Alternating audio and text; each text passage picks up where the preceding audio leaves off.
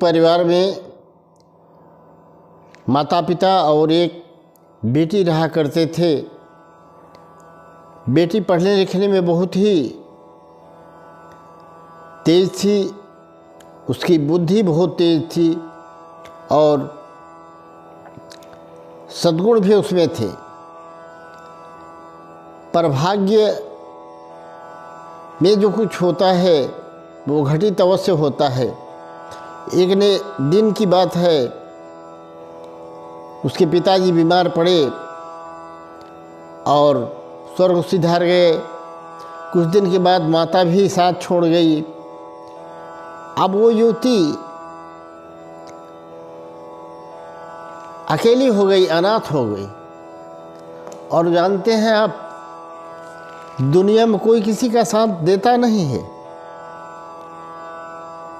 अब वो बच्ची कहाँ जाए? एक तो औरत जात, वो अपने मन में अपनी पढ़ाई के लिए ठान रखी थी कि मैं किसी न किसी तरह से अपनी पढ़ाई करूंगी, अपनी उन्नति करूंगी, पर गुजारा हो तो कैसे हो। इसके लिए वो मंदिर के द्वार पे जाके बैठ जाया करती थी और लोगों से भीख मांगती थी। और जो कुछ भी उससे मिल जाता था अपना पेट पालती थी और घर पे पढ़ाई भी अपने करती थी। एक दिन की बात है, एक युवक उधर से निकला। उसने दौड़ करके, बाबूजी कुछ दे दीजिए, दिन भर की भूखी हूँ, भोजन चाहिए। उसने डांट कर भगा दिया, चलो तुम जैसे भिखारी बहुत देखे हमने, तुम लोग झोंक करके, ये तुम्हारा बिजनेस हो गया है, तुम लोग लूटते हो लोगों को। धुतकार दिया, डांट दिया, डांट करके हटा दिया। बेचारी चली आई। कोई आता है, फिर दौड़ती है, बाबूजी कुछ दे दीजिए भोजन के लिए, दिन भर की भूखी हूँ।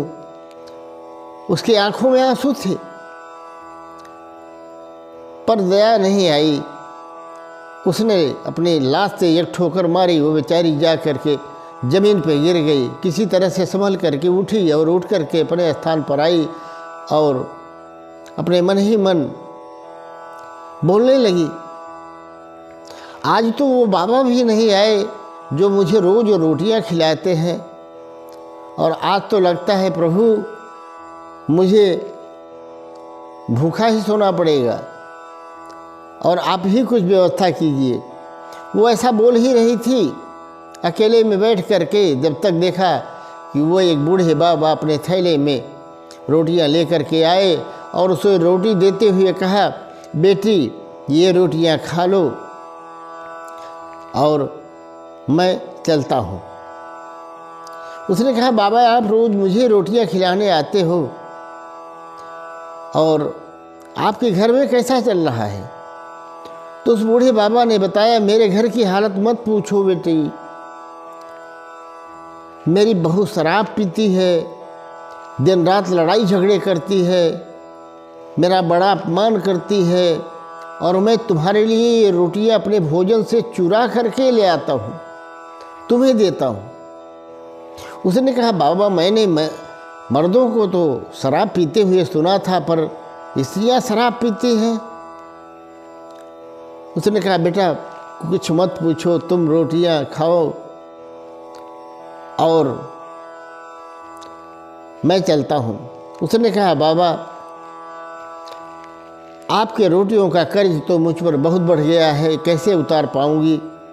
उस बूढ़े बाबा ने कहा, नहीं बेटा तुम चिंता मत करो, मेरी कल पगार आने वाली है और मैं तुम्हें कुछ पैसे दूंगा, उससे तुम कुछ अपना कर लेना व्यवसाय और उससे तुम अपना आगे बढ़ जाना।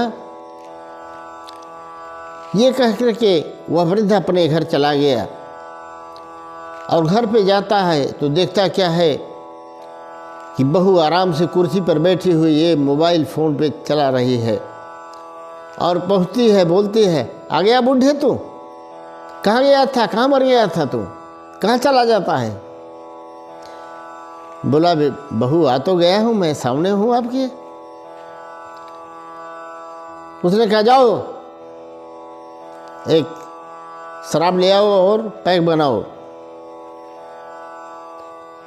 बुढ़ा मन ही मन दुखी तो हुआ, पर जा करके शराब की बोतल लाया, गिलास लाया और सामने उसके टेबल पर रख दिया। फिर उसने झिड़कते हुए कहा, ये पैक तुम्हारा बाप बनाएगा क्या? पैक बनाओ। बुढ़े ने कहा, बहू तुम कैसा कह रही हो? मैं तुम्हारा ससुर हूं, तुम्हारे बाप के समान हूं। तुम्हें मेरे साथ कैसा व्यवहार करना चाहिए ये तुम्हें पता नहीं? इतना कहते ही उस बहू ने वृद्ध को एक झापड़ खींच करके मारा, और जब झापड़ खींच करके मारा तो बूढ़ा सन्न रह गया। आखिरकार उसने पैक बनाया। वो अपना दारू पीने में मस्त हो गई और उस बोली, तुम जाओ अपने कमरे में, भागो यहाँ से, हटो, मेरी आँख के सामने से दूर हो जाओ। बेचारा चला गया अपने कमरे में। थोड़ी देर बाद बेटा आया। बेटे से उसने कहा कि देखो बेटे, ये बहू का अत्याचार दिन प्रतिदिन बढ़ता चला जा रहा है, और अगर इसी तरह से इसका व्यवहार रहा तो मैं ज़्यादा दिन तक इस घर में नहीं रह पाऊँगा। और बेटे ने कहा, पिताजी क्या बात है? तो बताया, आज उसने मुझे दारू का पैक बनवाया और मुझे झापड़ भी मारे। अब तो हद हो गई है बेटा। उसने बेटे ने कहा, पिताजी आप शांत रहिए, मैं उसको समझा दूंगा। थोड़ी देर बाद वो पिताजी अपने कमरे में चले गए तो पत्नी को बुला करके उसने कहा कि देखो, अभी तुम इस बूढ़े को ज़्यादा तंग मत किया करो, क्योंकि इसकी तनख्वाह आती है ना, उसकी एक ज़रूरत है, और कहीं चला गया तो वो मेरे हाथ से चला जाएगा, और जिस दिन इसकी तनख्वाह आनी बंद होगी ना, तो फिर इसको हम इस तरह से निकाल करके फेंकेंगे जैसे दूध से मक्खी निकाल दी जाती है। तब तुम खुश रहोगी, चिंता मत करना किसी बात की, मैं सब समझता हूँ, मैं वैसा ही करूँगा, पर अभी थोड़ा धैर्य रखो, शांति रखो। उसने कहा, हाँ हाँ, बूढ़े की तनख्वाह तो कल आने वाली होगी, आपने खूब याद दिलाया। अब वो दूसरे दिन की बात हुई कि वो बूढ़ा बाबा गया, अपना 2 महीने की वेतन लिया और आ करके घर पे जो कुछ भी रूखी सूखी रोटियां बहू ने दी उसको खाया, और चुरा करके उस भिखारिन बच्ची के लिए रख लिया। चुरा करके वहाँ ले गया, उसे रोटियां दी, और रोटियां देने के बाद अपने 1 महीने की पूरी तनख्वाह उस बच्ची को दिया। बच्चे ने हाथ जोड़ लिए, बाबा आपका बहुत कर्ज मेरे ऊपर हो गया है, प्रभु ऐसा करे मैं इसको चुका पाऊं। और उधर वृद्ध जब अपने घर जाता है तो बहू की लताड़ें सुनता है, बात बात पर गालियां देती है, झगड़ती है। उसने पूछा, तनख्वाह लाए? बूढ़े ने कहा, देखो भैया, तनख्वाह तो आज मैं एक भिखारी को दे आया, वो बहुत ही दुखी था, परेशान था, भोजन के लाले थे। बहू ने गुस्से में आकर के कहा, तुम तो भिखारी को बांटते फिरते रहते हो, अपने तो तुम्हें दिखाई नहीं देते, घर का खर्चा कितना बढ़ गया है। बूढ़ा बर्दाश्त कर गया। उधर वो जो भिखारिन युवती थी वो अपनी पढ़ाई जारी रखी हुई थी, और एक समय ऐसा आया कि भगवान ने उसकी सुन ली, वो IAS अफसर बन गई। काफी दिन बीत गए। बीत जाने के बाद वृद्ध जो था, बूढ़ा, वो अपने बहू के दुर्व्यवहार से तंग आकर एक दिन घर से निकल चला और उसने सोचा इस जिल्लत भरी ज़िंदगी से तो मर जाना ही श्रेयस्कर है।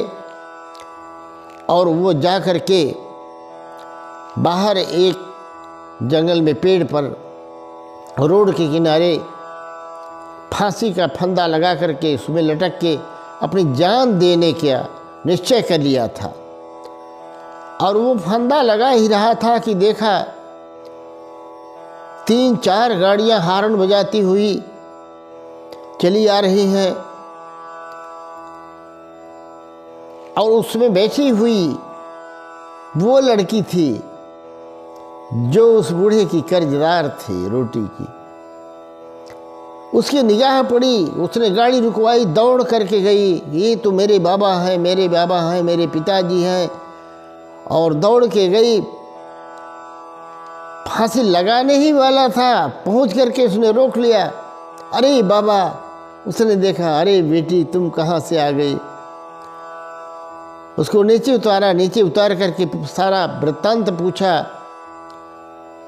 उस वृद्ध ने सब कुछ बता दिया, जो कुछ भी अत्याचार उसके बेटे बहू ने उनके साथ किया था और घर से धक्के मार करके निकाल दिया था।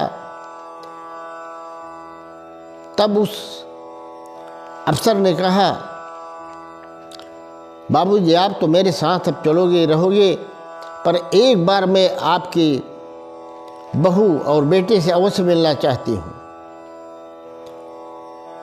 वह लेकर के उस वृद्ध के घर गई और सीधे घर के अंदर प्रवेश कर गई। जाकर के उसके बहू थी, उससे पूछे तुम्हारे पति कहाँ हैं? बोली होंगे अंदर सोते होंगे। उसने बोला बुलाओ तुरंत, मेरे पास बुलाओ, मुझे टाइम नहीं है रुकने का, इंतजार करने का टाइम नहीं है। बोलती है महारानी जी को टाइम नहीं है, चले आओ, बुला रही है आपको। आवाज़ लगाती रही तो फिर उसका पति आया, वो भी बैठ गया। तो उस लड़की ने पूछा कि आप लोग अपने माता पिता को, जो आपको जन्म दिए, पालन पोषण किए, गीले से सूखे में सुलाया, उंगली पकड़ के चलना सिखाया, उसके साथ क्या व्यवहार करते हो? उन लोगों ने झूठ मूठ का बहाना किया और सीधे बोल दिए, आप कौन होती है हम लोगों के बीच में बोलने वाली? ये मेरा परिवार है, मेरी पत्नी, मेरे पिता, आप कौन होती है बीच में बोलने वाली? आप यहाँ मेरे घर से बाहर निकल जाइए वरना मैं पुलिस बुलाऊंगा। उसने हंसकर कहा, कौन सी पुलिस बुलाओगे? मैं खुद IAS अफसर हूँ। अब तो सबके होश ठिकाने हो गए, दोनों पति पत्नी हक्के बक्के रह गए। और सर नीचा कर लिए। और तब उस लड़की ने उन बाबूजी से कहा, बाबूजी आप इन लोगों के साथ नहीं, अब आप मेरे साथ चलेंगे और मैं आपकी सारी सेवा करूंगी।